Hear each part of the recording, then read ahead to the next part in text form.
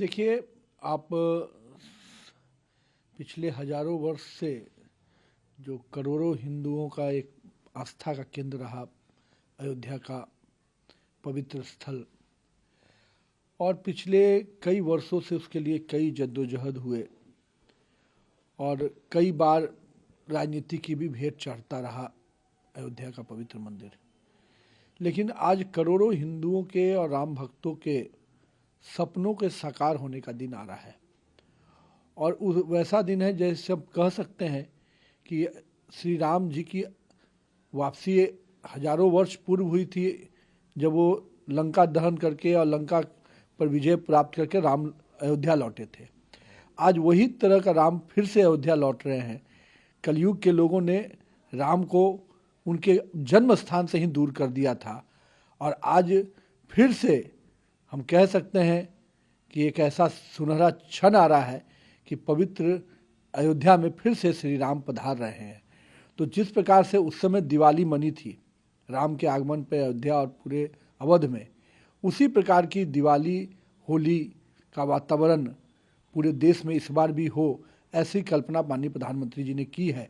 और हम लोगों ने देखा है कि जब जब प्रधानमंत्री जी ने कोई देश के लिए संदेश छोड़ा है तो पूरा देश उनके साथ खड़ा हो गया, चाहे वो कोरोना का कालखंड ही क्यों ना रहा हो, आपदा के अवसर पे भी, और जब उत्सव का भी उन्होंने जब आह्वान किया है उस समय भी पूरे देश की जनता खड़ी हो जाती है। और मुझे लगता है कि 22 जनवरी का दिन करोड़ों हिंदुओं के सपने के साकार होने का दिन है, और निश्चित रूप से हर घर के बाहर दिया भी जलेगा, दिवाली भी मनेगी और आतिशबाजी भी होगी, मिठाइयाँ भी बटेंगी। भारत इंडिया ब्लॉक में कांग्रेस जो है सीट बंटवारे की योजना में 3 राज्यों में रुकावट आ रही है। पंजाब में आप, पश्चिम बंगाल में टीएमसी और महाराष्ट्र में शिवसेना ने घोषणा की है कि वे 2024 के लोकसभा चुनाव अकेले लड़ना चाहेंगे, जिससे पार्टी की राह में रुकावट आ गई है। कांग्रेस विपक्षी भारतीय इंडिया गुट की सीट बंटवारे की योजना में शामिल है, लेकिन ये सारी चीजें सामने आ रही हैं जिस तरह से डिस्प्यूट आ रहे हैं। देखिए, ये अति महत्वाकांक्षी लोगों का गठबंधन है, और केवल ये लोग इसलिए आपस में मिले हैं कि एक दूसरे के भ्रष्टाचार को बचा पाए।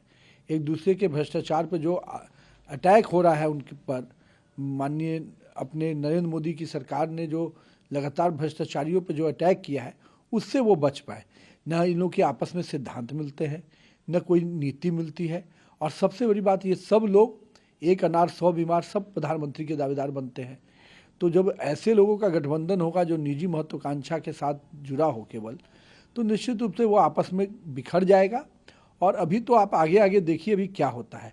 ये जितने लोग गठबंधन कर रहे हैं वो लोग खुद के सीटों पर दूसरे को हराने में लगेंगे। तो मुझे तो अभी आपने संकेत दिया पंजाब और दिल्ली का, शिवसेना ने दिया, ममता दीदी तो शुरू से प्रधानमंत्री से नीचे तो उम्मीद भी नहीं करती अपने आप को, अखिलेश बाबू अभी इनको आईना दिखाएंगे। तो अभी कांग्रेस को हर दरवाजे पर तमाचा पड़ेगा, और कांग्रेस को यही उसकी गति और यही नियति है।